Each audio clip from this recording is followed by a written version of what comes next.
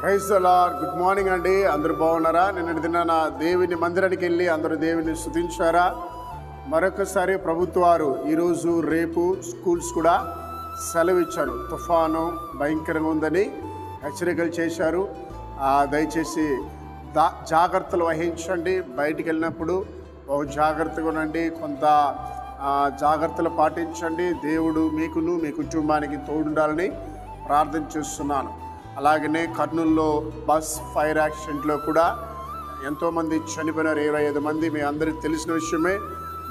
4 రోజులు అయినప్పటికీ ఇంకనూ ఆ యొక్క దుఃఖము బాధ ఆ కుటుంబ సభ్యులకి పోలేదు. మనము దేవుని బిడలుగా కుటుంబ సభ్యుల ఆదరణ కొరకు ప్రార్థించాలి. రండి కలిసి దేవుని వాగ్దానం చదువుకుందాం.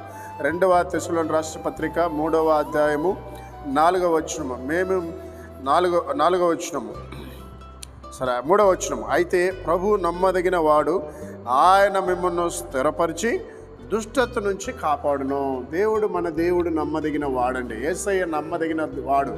ఈ లోకంలో నీకు ఎవరు నమ్మకంగా లేకపోయినా, నీ కుటుంబ సభ్యులే నీకు ద్రోహం చేసినా, నీ కుటుంబ సభ్యులే నిన్ను బాధించినా, ఇదిగో నీ కడుపులో పుట్టిన బిడలే నిన్ను నమ్మక ద్రోహం చేసినా, ఒకవేళ స్నేహితులు నువ్వు అనుకున్న వాళ్ళు చేతులు ఎత్తేసారేమో, నీకు సహాయం చేస్తారని చేయకుండా దూరం అయిపోయినారేమో, కానీ ప్రభు నమ్మదగిన వాడు.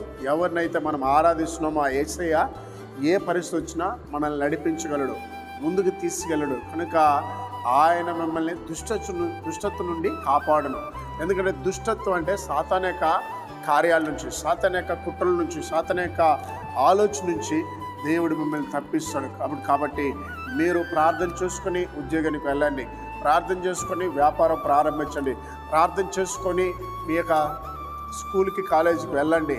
కనుక దుష్టుడు మీ మీద ఎన్ని పన్నాగాలు వేసినా నా దేవుడు ఆ దుష్టత్వం నుంచి, ఆ సాతానిక క్రియల నుంచి మిమ్మల్ని, మీ కుటుంబాన్ని, మీ వ్యాపారాన్ని, మీ యొక్క పిల్లల్ని కాపాడుగాక. రండి ప్రార్థన చేద్దాం. మహోన్నతుడా, పరిశుద్ధుడా, ఉదయకాల వాగ్దానం విన్న బిడల మీద నీ యొక్క ఆశీర్వాదం ఉంచండి. తుఫాను ప్రభావం వల్ల ఎవరికి ఎటువంటి అపాయం కలగకుండా సహాయం చేయండి అయ్యా. ఉదయకాలన ప్రభా ఆ యొక్క కర్నూలు బస్సు యొక్క ఫైర్లో చనిపోయిన కుటుంబాలను కూడా ఆదరించండి, ధైర్యపరిచిన ప్రభా.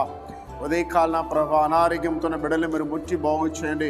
ఎవరైతే ఆర్థిక ఇబ్బందులు ఉన్నారో వారికి సహాయం చేయండి. మనశ్శాంతి లేని బిడ్డలకి మనశ్శాంతి దయచండి అయా. పుట్టినరోజు వివాహం జన్మ జరుపుకున్న బిడ్డలు కూడా మీరు దీవించమని యేసు నామములో ప్రార్థిస్తున్నాం తండ్రి, ఆమేన్.